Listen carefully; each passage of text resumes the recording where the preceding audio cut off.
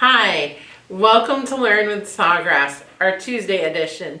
I'm Rhonda, the Education Manager here at Sawgrass, and welcome in. We are going to, every time we meet, we're going to go over some things Sawgrass related to help you, both with our software, with our printers, and our inks, and then also with all of the things that come with selling, because we know a lot of you are either small businesses or are hoping to sell at least some from home. So we do want to give you some tips. This month has been our Christmas in July, and we are helping you get prepared for holiday selling. Today we're going to talk about social selling. Tomorrow at 10 a.m. Eastern we will also be live, and we will be discussing making samples. So what samples to make, why you make samples, and how you get them out to people. So we'll be talking about that tomorrow. But today we are going to jump into social selling. So if you're able to join us last Wednesday, we did talk about your store your My Sawgrass store. I tried to reverse it, that didn't work very well. But your My Sawgrass store, anyone in the U.S. who has a Sawgrass account automatically has a store, and that's all about social selling. You have the links, you're sharing them socially. So we want to talk about social selling itself today, whether you're utilizing your My Sawgrass store, whether you're selling in person at a market or somewhere else, or whether you are social selling somewhere, you have another platform that you use.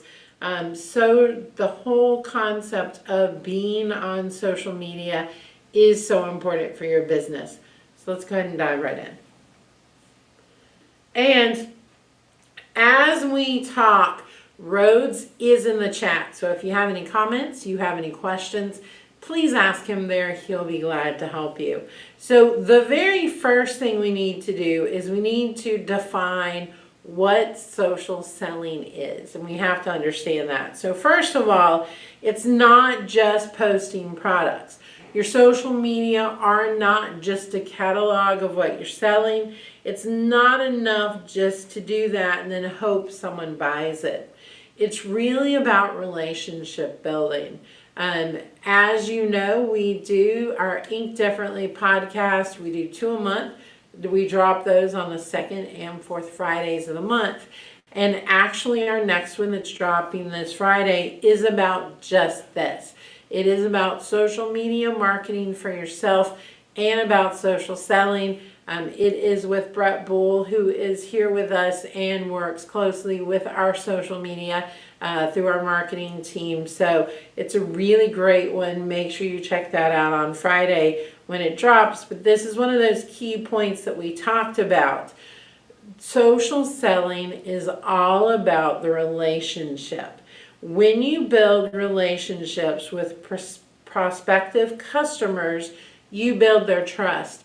People buy from people they trust.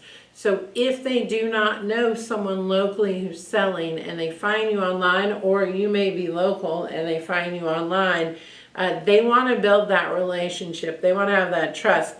If you can build that trust with them, then they're not going to buy from you once. They're going to buy from you often.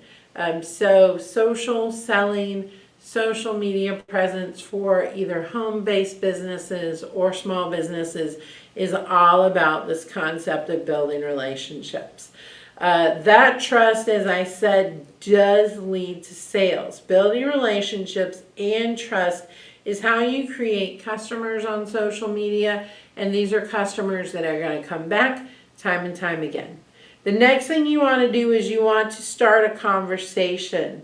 Social selling is more of a conversation than it is a commercial. So you're not wanting to give them this slick look at you, this little 30-second commercial to tell them to buy the product. You really want to start interacting, especially in our world where so much of what we do is personalized and customized. You want to know your customer, and you want to know what to put out there for them that they would be interested in, and letting them know, of course, that you're able to make changes and you're able to do things differently. So what you want to do is you want to create value-driven content. You want to balance both inspiration and selling. People follow you for inspiration, not just for promotion. And you're really going to want to follow the 80-20 rule with your content. 80% of your content needs to be helpful, it needs to be entertaining, and it needs to be personal. Only 20% is going to fall into that product or sales related content. So what do you post? What is important? Behind the scenes content. Little sneak peeks of what you're working on. Little sneak peeks of you working. That behind the scenes content, whether it be you making products or you thinking about new products or whatever it is, that's important.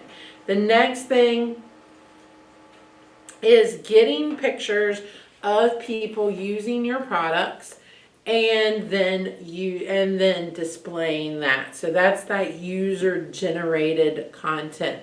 Tomorrow when we talk about samples, it's often good to get this through giveaways. So show a picture of you using our product, be entered for a chance to win something else. So that user-generated content is really great, so people are not just seeing you with the product, but they're seeing other people with it too. Tutorials and how-tos, my bread and butter. It's always great because other people are going to be using the equipment too. So this actually attracts a whole different group. These are people that you can work with. But it also gives that behind the scenes look at potential customers at how things work and what your workflow looks like. And then finally, product spotlights. So here's the big thing. Again, conversation, not commercial. You don't want to just list out the features of the product.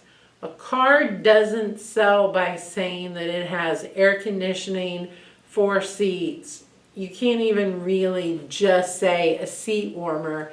That's never going to be enough. You have to say 4 seats with wide leg room to accommodate everyone. You're going to have to say seat warmers for those cold mornings. Those are the things that sell. So it's the benefits, not just that list of features, because it's the benefits that sell. You see me with my water bottle. My favorite feature is it does have the little grippy handle, makes it really easy for me to carry it around. Those kind of things are exactly what people want to know when they go to buy your product. All right, so you want to make sure that you're engaging consistently and authentically. Give yourself a schedule. We've talked about this earlier in the month. You want to already know or already be thinking about when you're posting and what you're posting. And then that way you can stay on schedule. On Tuesday, I'm supposed to do this. On Tuesdays at 3 p.m., I always have a post scheduled to go. Whatever it is, making sure that you're consistent. But the big things to remember is that social selling thrives on interaction. You need to be interacting with your customers, with the other people who are following you. You want to respond to any comments or direct messages quickly. You want to get that taken care of so they know they're being heard and not ignored. You want to ask questions of your followers and use polls or quizzes to start a conversation with them. You want to make sure that you like, comment, and share customers' content because you're following them, you're liking, you're commenting, so glad you're enjoying our product, and then their audience is now seeing you too. So that's going to be very, very important. Make sure that you're sending direct messages to check in. Make sure that you're giving sincere thank yous. Whether it's someone who posts, whether it's someone who writes a review, whether it's just someone who purchased. I think I've told the story, right foot socks, and I think I got that right this time. one of my absolute favorite places to purchase from, and he always writes me a little thank you note. He may remember that he knows me, he may not remember that he knows me, but I feel like he knows every single time. So you want to make sure and do that kind of stuff, because that's how you build loyalty. That's a company that I will share his post every time I think about it, because I know that helping his small business is great, because I trust him and he's someone that I follow because of that, and I purchase from regularly. So you want to thank your customers. You also want to share any special offers that you have. We've talked about this. There's so many things that you can bundle together. People during the holiday season, year round, love when they feel like they're getting a deal. Those buy two, get one free kind of things. They may not have been thinking about getting 3 people a mug, but buy two, get one free. 3 people can get a mug easily because one of them is free, and that reduces the price overall anyway. You want to make sure that you're guiding your audience and you're telling them what to do next. So you want to have a call to action. Tap the link in the bio to shop. Direct message me for custom orders. Comment yes and I'll send you a link. Which would you pick, A or B? This is really popular right now. It's a great trend in social media. You see it a lot in Instagram stories. Help me build my next water bottle. Help me build my next mug. Quite easy. What size mug should it be? 11 ounce or 15 ounce?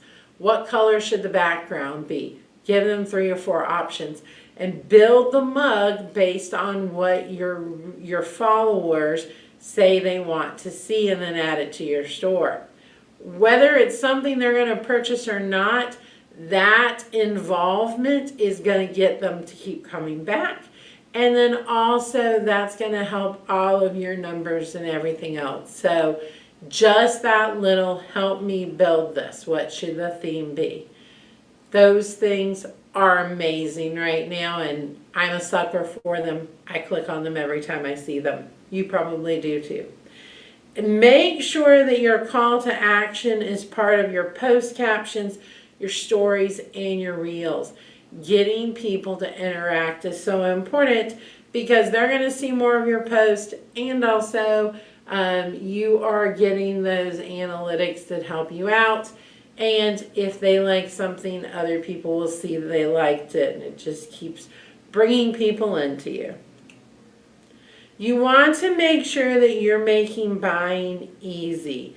You want to add links. Add links to your bio and your post. You want to make sure that link tree or milkshake, whatever you're using, is added. You want to make sure that you're tagging your products, whether they're in Instagram shop, Facebook shop, or TikTok. Make sure that you've got those tags with those links. Pin things. Pin your FAQs. Pin your size charts.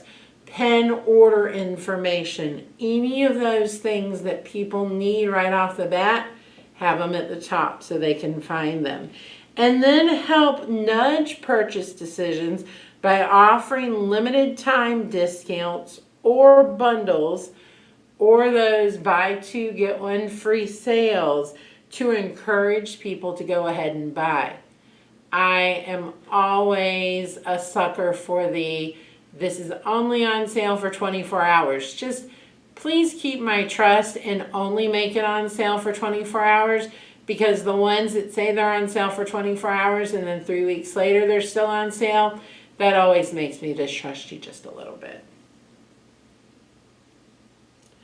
All right, so the other thing you want to do is you make sure that you're tracking what's working. You don't need fancy analytics. You want to see what posts get the most saves, shares, and comments. You want to see what times, days does your audience engage the most. And you also want to see what content types lead to sales or questions. So by tracking, by keeping just a simple look at this, you then are able to know what you need to do more of and what you need to do less of, so you can really look at what works best for who follows you. You also want to take advantage of the tools that are out there to help you save time. Canva, well, I'm using Canva today. It is great for designing posts. It's great for simple presentations. It's great for making a quick tip video. Canva works for so many different things, so it's a great platform for you.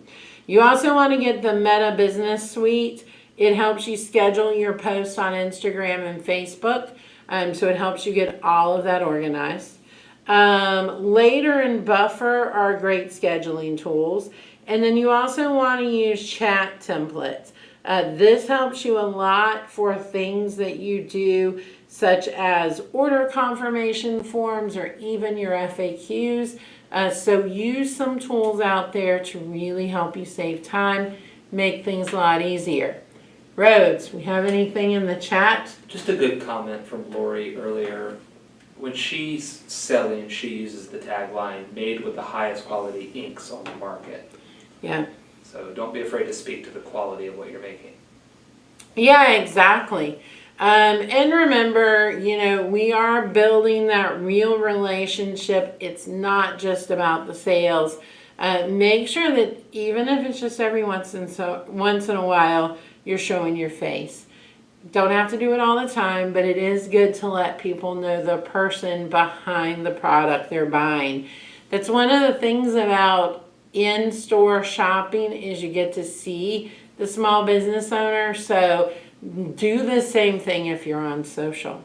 You want to share your why and your story. Who are you? What are you doing? Why are you doing it? Making sure that you're getting a little bit of you into it. You also want to make sure that you're celebrating your customers. You're resharing their photos, you're thanking them, you're interacting with them. And then after the sale, follow up. Hey, did you like that mug? How is that working for you? Was it what you were expecting? And then, of course, I've said it before, I'll say it again, don't be afraid to ask for people to give feedback, to do reviews for you. Those reviews are going to be very important. It's going to help you. People do look at that. And so asking for that review, there's nothing wrong with that. Make sure you're doing that to get a little extra, get those numbers up, keep those numbers up, and it is perfectly fine. I think we all expect it at this point. All right.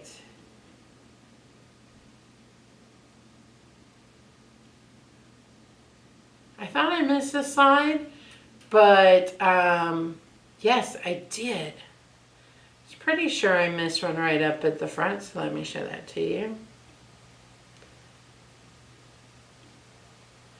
The other really important thing, and we talked a few weeks ago about writing a business plan. So whether you are just writing a general business plan or whether you're writing one for a specific selling season like the holidays that are coming up, business plans are a great way to kind of plan out what you're doing and who you're doing it for.